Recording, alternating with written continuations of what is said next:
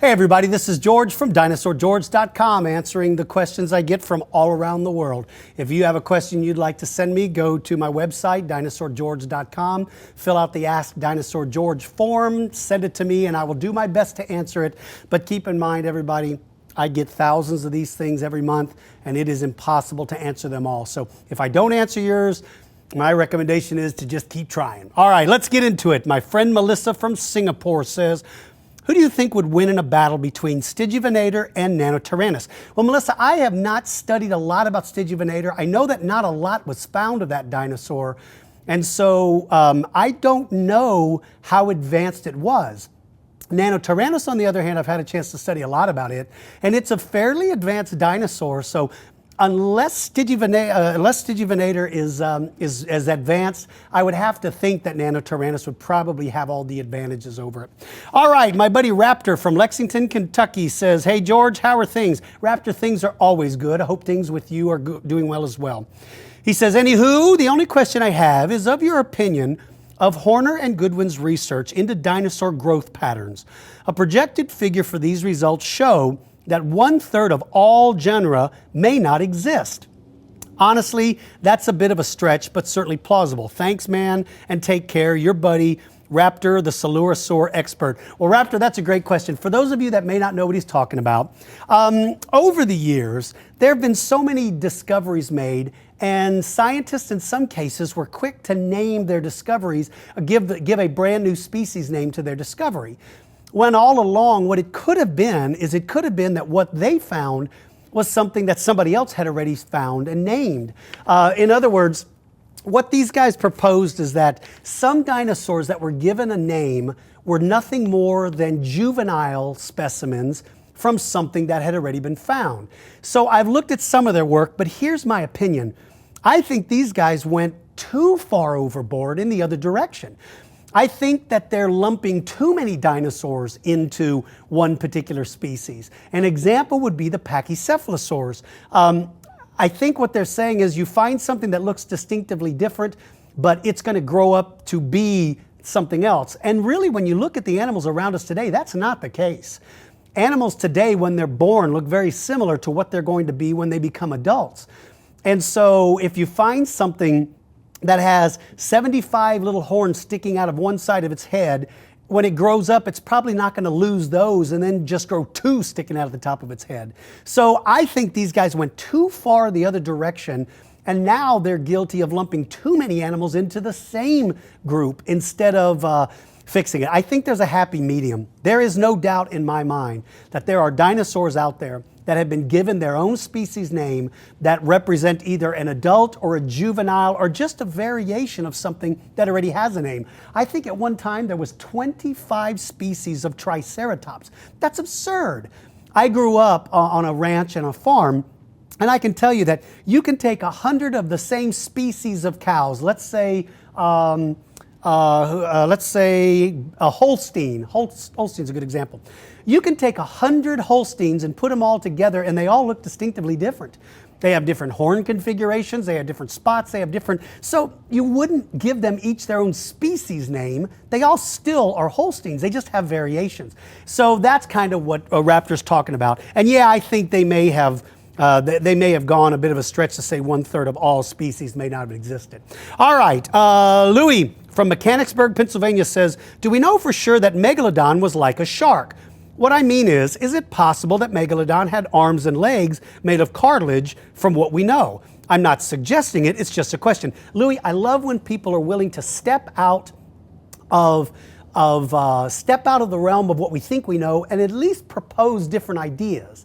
I think oftentimes in paleontology in some cases is like a big club. People are terrified not to be part of the club. So they're very nervous about pondering some of these things. I'm not concerned about that, so I have no qualms about doing that. I like the fact that you were willing to do that. Now, having said that, your particular one, I would say this. Everything we know about Megalodon is always found in environments that show that it lived in an aquatic environment, always. So that's one. Arms and legs are not of value if you spend your entire life in the water. Two, Its teeth are distinctively shark-like. There is no animal on earth that has a tooth like a shark other than a shark. So that helps us as well. But the biggest reason why they wouldn't have arms and legs made of cartilage is because cartilage cannot support your weight. You have to have a rigid bone structure. And arms and legs require actual bones. That's why whales, that's why dolphins, that's why those animals still have bony structures within their flippers and fins, because it adds stability. Cartilage is really designed to be flexible, and you don't want your arms and legs to be flexible necessarily unless it's really short and rigid. But more importantly, if you're going to have arms and legs, you've got to have the stability of cartilage to be able to use them. It's sort of like this. If you laid on the ground and put your nose on the ground, your nose would get squashed sideways because your cartilage can't support your weight. So that's kind of what I'm talking about.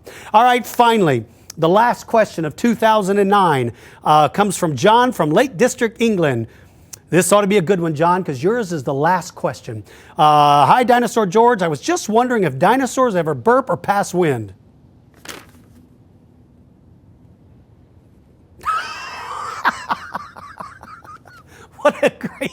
What a great question. What a great way to end 2009. They choose this one as the last question of the year. Listen, today is the last time we're shooting these until the new year. So this is the very last question. John, you should be honored that yours was chosen. All right. The answer to your questions are yes, they did burp, and yes, they did pass wind, in my opinion. Pretty much all animals do, especially those that eat plants. And some of those big herbivores, they ate a lot of plants, and therefore they passed a whole lot of wind. When plant material decomposes in your system, it builds gas. Anybody that's decided to have a cup of broccoli before they go to sleep knows exactly what I'm talking about. There's a reason why your family and your pets don't sit around you after you eat broccoli. Sorry, it's natural. So yeah, dinosaurs would have. Now the big difference would have been how loud it would have been. So I tell you what I'm going to do, John. I'm going to end the 2009 season with this question for you. What is the difference between a bar and a bar room? The answer: a bar is a place where adults go to relax and have drinks, and a bar room is the noise a diplodocus makes when it cuts one. Bar room! Oh, who writes this stuff?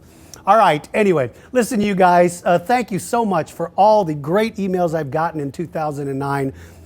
Make sure and tell all your friends and family, if they're interested in dinosaurs, have them visit these videos and have them send me a question. I'd love the opportunity to answer and hear from more of you. Until 2010, everybody out there, take care of yourselves. Take care of all the people around you. And for those of you that are going to go out and celebrate New Year's Eve, please do it safely. And if in fact you're an adult and you're going to drink, do it responsibly. So many people lose their lives because somebody can't be responsible and they drink too much. So let's make sure and be careful, everybody. For all of my friends and everybody out there, Happy New Year to you all. I hope 2010 is a great year for all of us, and I'm sure it will be. Until then, take care. For you young people out there, yes, make sure to practice your reading, because it's just as important in 2010 as it was in 2009. Happy New Year, everybody. We'll see you soon.